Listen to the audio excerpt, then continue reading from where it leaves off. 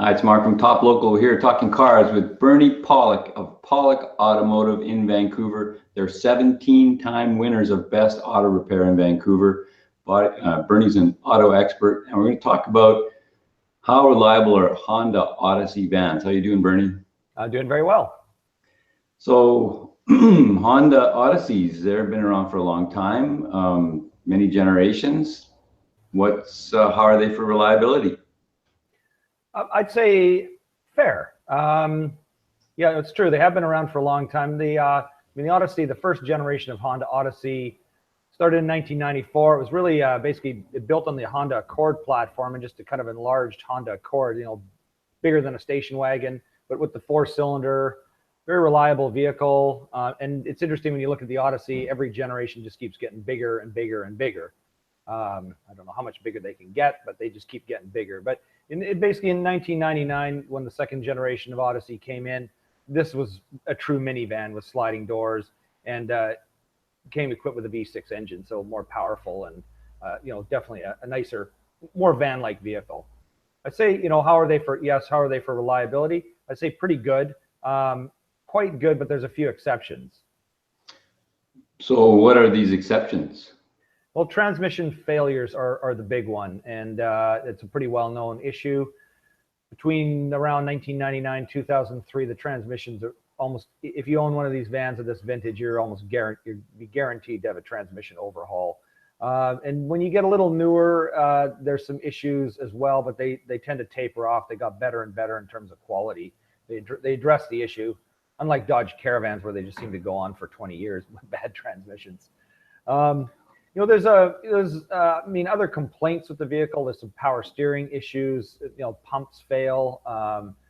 And there's some, when you get into some of the newer models, like in the 2014, there's some jerky transmission issues, which we've actually never serviced this particular issue ourselves, but I read a lot up on things, and there's valve body issues. These seem to be more simple solutions, valve body repairs or computer reflashing.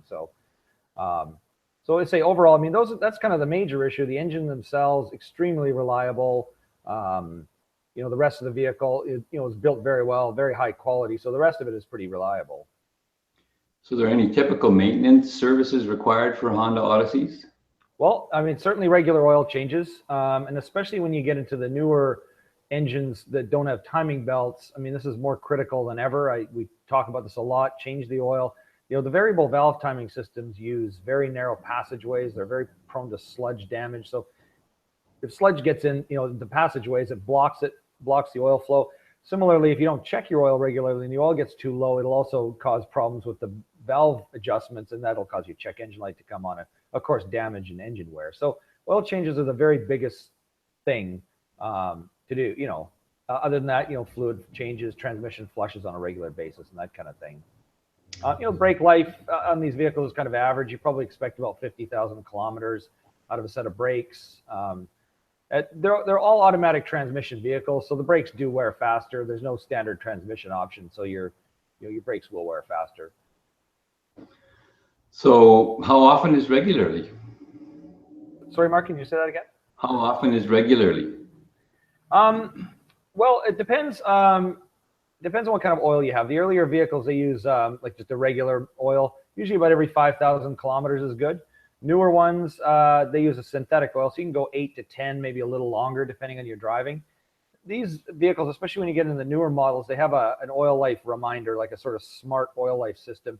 And I'm kind of reluctant to follow these, but I've noticed on Honda, they seem to be pretty accurate. When the light comes on and warns you, I think it comes on at 10 or 20% oil life, warns you to do a service. It's usually a good time to do it because the oil it's a bit dirty, but not too dirty. And unlike, say, a BMW, when it hits 24,000 kilometers, it looks like tar. So I think Honda's, they've got it dialed in to do it at the right time. But, without that in place, I'd say on the synthetic vehicle, 10,000 at the most. Regular vehicle, 5,000. One other area we haven't talked about, timing belts. So this is another maintenance item. Timing belts are all the 4-cylinder engine models. So these would be the first generation. All have timing belts. The V6s up to around, I think it's 05, 06, have timing belts. So these the recommended interval is 160,000 kilometers or 100,000 miles. So that's an important thing to do. Once you get into the newer ones, they're all chain driven, no timing belt to deal with, but change your oil. Any last thoughts on the Odyssey? No, overall, it's a good van. I think it's a really nice van, very well built, very reliable. But I mean, really, the transmission issue is kind of the big thing. You know, so if you're buying an early 2000s model year, you might want to make sure someone's had the transmission done. If they haven't had it done, you can expect to do it. So, you know, just factor that in the back of your mind when you're looking to buy one.